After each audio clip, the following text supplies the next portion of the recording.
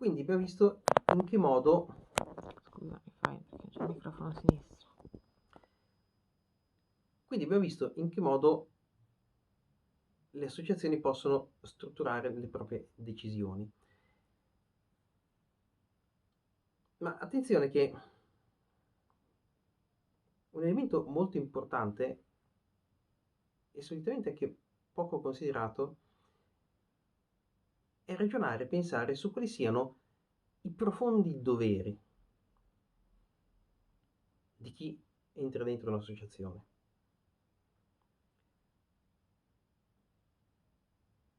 Chi entra dentro un'associazione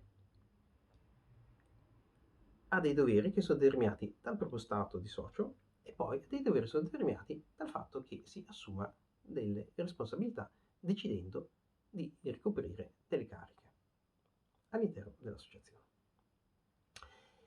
Ciascun socio ha il dovere di essere trasparente nei confronti degli altri, ciascun socio ha il dovere di essere onesto nei confronti degli altri, ciascun socio ha il dovere, soprattutto e primario, di agire insieme agli altri in coerenza con quello che viene determinato dallo statuto. Quindi il socio ha il dovere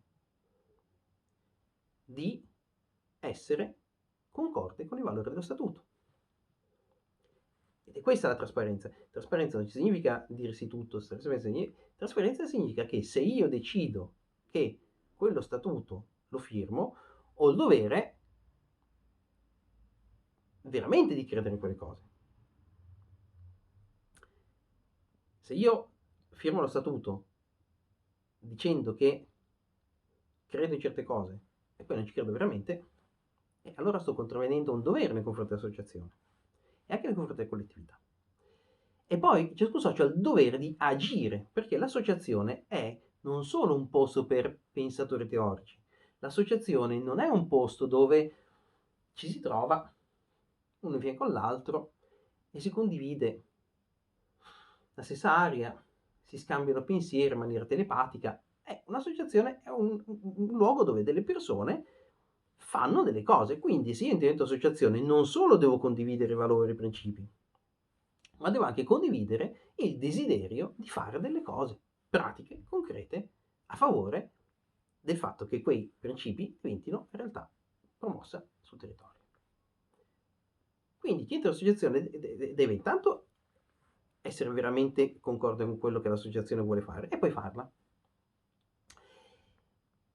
E allora questo significa che tutti sempre devono essere attivi? No, perché poi dopo ciascuna persona può avere i propri tempi. Ci sono ad esempio dei momenti in cui uno può essere meno attivo, ci sono momenti in cui uno può essere più attivo, c'è chi è più bravo nell'organizzazione quotidiana delle cose, c'è chi invece è più bravo nell'organizzazione degli eventi, c'è qualcuno che fa poche cose ma molto grosse, c'è qualcuno che fa tante cose piccoline, c'è qualcuno che fa tante cose e non lo dice nessuno. Quindi il punto non è come, quanto, il punto è fare qualcosa, tutti devono fare qualcosa, cioè, nessun socio può essere socio solo perché così apprezza. Anche versare la quota annuale e fare qualcosa, perché significa che comunque io apprezzo e sostengo e verso la mia quota annua. Però diciamo che tendenzialmente in un'associazione sarebbe più importante che poi dopo i soci, oltre a versare la quota annua, anche vivessero l'associazione, partecipassero dell'associazione. Questo anche come forma di autotutela, perché come visto in ultima analisi comunque l'associazione quando opera anche in nome mio, quindi se mi stai simpatico come associazione, boh, mi iscrivo. No, io devo essere lì e controllare cosa succede, verificare, essere sicuro. E quindi il socio ha il dovere di fare, ha il dovere di fare, ha il dovere di fare, ha il dovere di fare delle cose, ha il dovere di fare delle cose come per dentro il nome dell'associazione. Quando un socio decide di ricoprire una carica all'interno dell'associazione, decide di mettere su di sé dei doveri più grossi. E quali sono questi doveri più grossi? Sono ad esempio il dovere di preparare un bilancio, il dovere di preparare un resoconto dell'attività, il dovere di indire l'assemblea, il dovere di accettare i nuovi soci, il dovere di rispondere finanziariamente, e sono dei doveri. Allora uno perché lo fa? Uno lo fa perché, intanto perché essendo un'associazione e credendo in quello che fa, principalmente ritiene che sia un dovere civico. E quindi io divento e ricopro una carica all'interno di un'associazione perché, visto che l'associazione sta facendo tanto sul territorio, o sta facendo cose in cui credo, o sta facendo cose per me, io mi sento in obbligo di fare delle cose all'interno dell'associazione. Quindi per semplice spirito di partecipazione attiva. Ecco, la partecipazione attiva. Sono uno che vuole essere attivo, quanto tanto attivo, perché? Perché ci credo tanto. Quindi sento questo dovere civico e io lo faccio. Poi, ovviamente, anche perché può essere una cosa divertente, può essere una cosa entusiasmante, perché si imparano tante cose, che posso poi dopo riportare nella mia attività lavorativa, perché imparo tante cose che posso usare poi dopo a casa, perché costruisco delle relazioni belle con persone belle. Quindi ci può essere, anzi deve esserci, oltre al dovere, un ritorno individuale.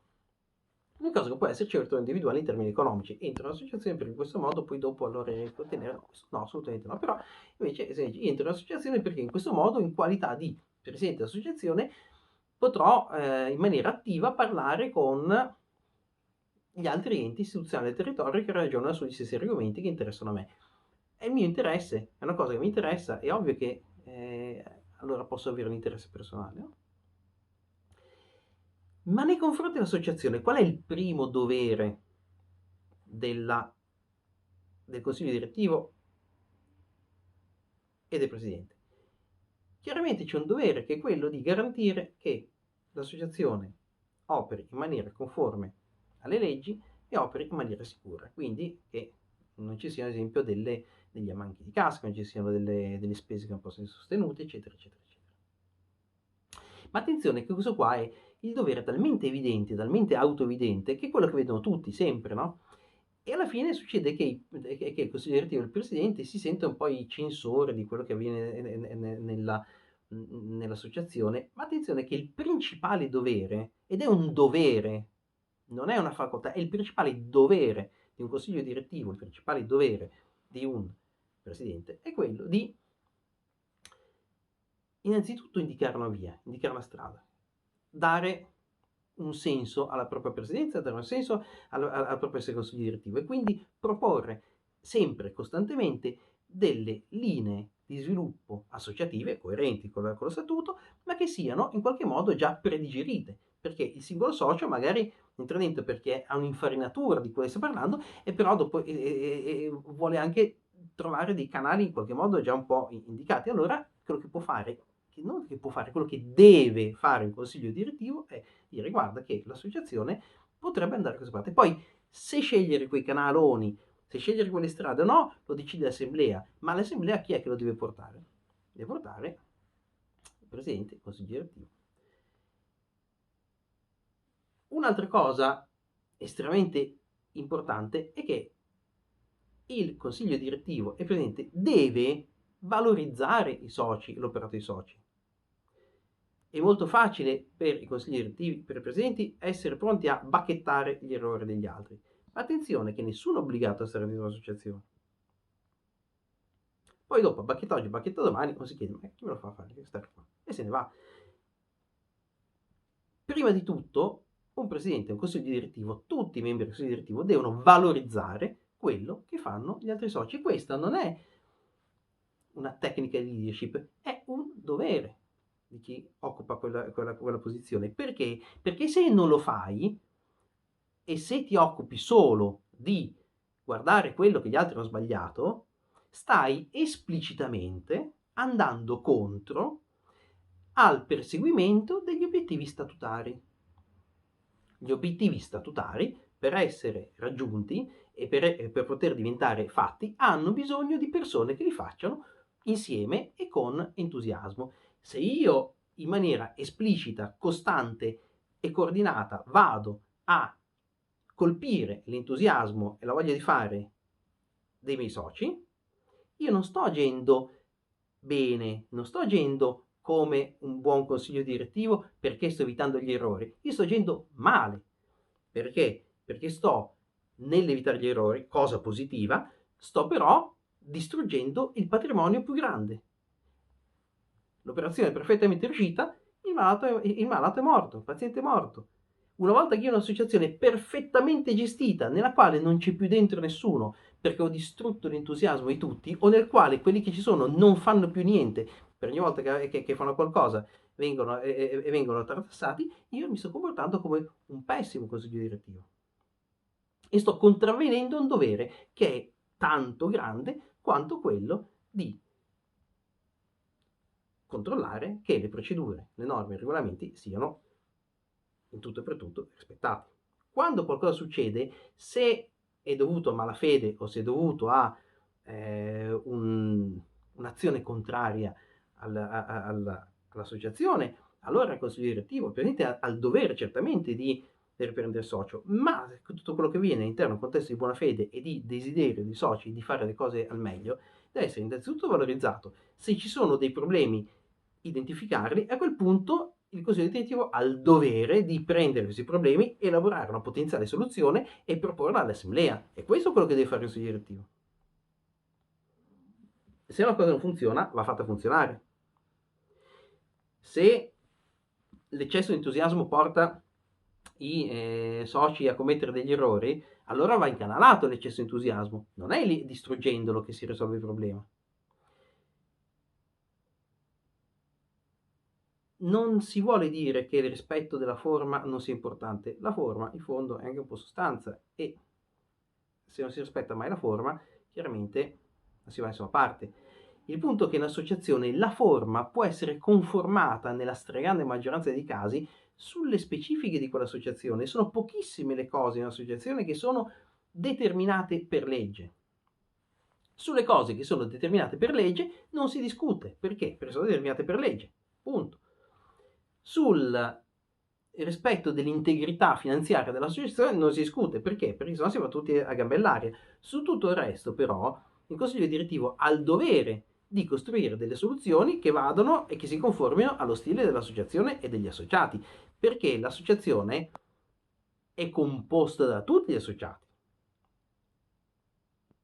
E quindi, e lo ripetiamo di nuovo, il dovere del consiglio direttivo è quello di valorizzare gli associati. Perché? Perché valorizzando gli associati costruisco quella potenza che permette all'associazione di fare ciò che dice di voler fare. Se io non valorizzo gli associati, quella potenza la zero, la distruggo e quindi non faccio niente, perché l'associazione non esiste al di fuori dei suoi associati. I soci sono l'associazione. Se col mio agire io non promuovo l'associazione, blocco l'ingresso di nuovi soci, faccio scappare i soci esistenti, blocco la volontà di azione di chi sta dentro, distruggo l'entusiasmo dei soci presenti, e tutto questo lo faccio in cambio di che cosa? Del rispetto formale di norme che possono essere cambiate,